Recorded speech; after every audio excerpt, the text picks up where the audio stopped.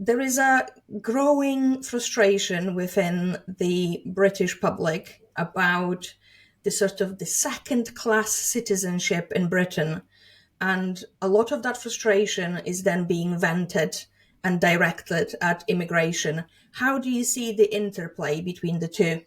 It's a really important point to understand this, I think. So, immigration, many people, myself included, view it as being one of the most pressing issues of our time in Britain. But really, immigration should be understood as a symptom of a larger underlying cause or disease that has infected our society for many decades at this point.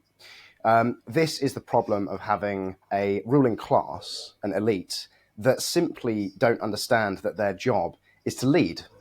We've had a managerial elite for several decades now who treat the business of government as essentially, looking over spreadsheets and treating it as a game of profit and loss, as opposed to a more spiritual and historic conception of leadership where it is their job to ensure the well-being of the society that they govern. And this is not some sort of socialist idea where we're talking about equality, but it's about looking at the quality of life, the kind of sentimental and spiritual health of the society, and understanding that there are things you can do that improve that and things that you can do that degrade that.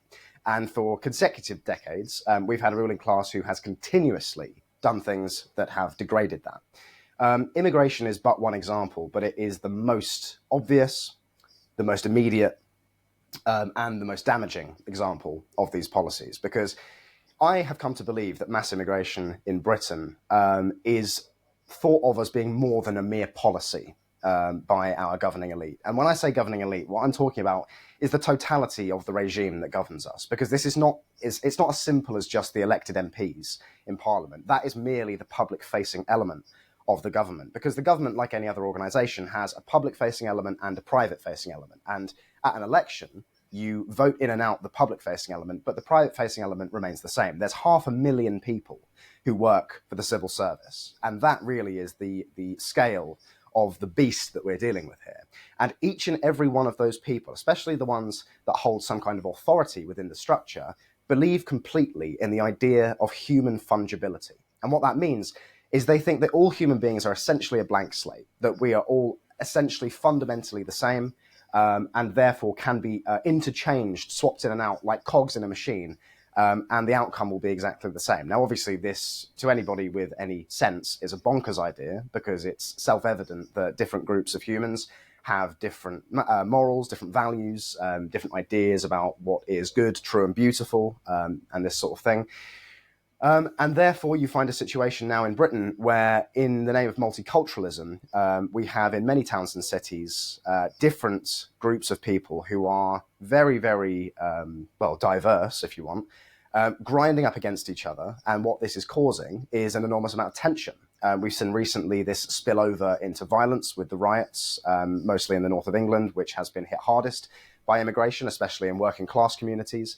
And it's no surprise that this is happening, because this is what comes of this policy of mass immigration. Because, as I said, it's an article of faith, ultimately, for the ruling class. Because if they concede that mass immigration has failed, what that means is their ideology, this liberal notion that we are just interchangeable and that we are all the same, fails. It collapses. And then when that collapses, the rest of their ideology collapses as well. So that I think is one main reason why we have seen this kind of complete unwillingness by the elite to properly address the concerns of the public around immigration. Now, the conversation is shifting. You know, we have the Reform Party in the UK who ran on immigration as their main issue. We see Robert Jenrick, in particular, Conservative Party leadership candidate, actually running to the right of reform.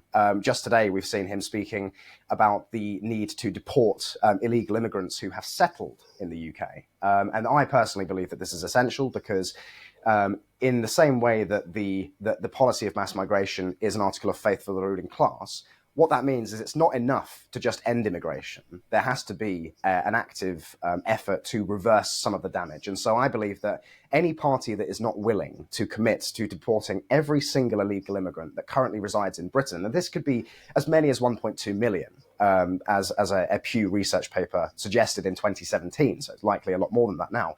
Any party unwilling to commit to deporting each and every one of those people cannot be considered a true opposition to the establishment. So this is why immigration is so important, because it's not just a policy, it is an axiom of the ruling class's belief system. And it's for that reason that it's been so difficult to have a conversation about it up until today.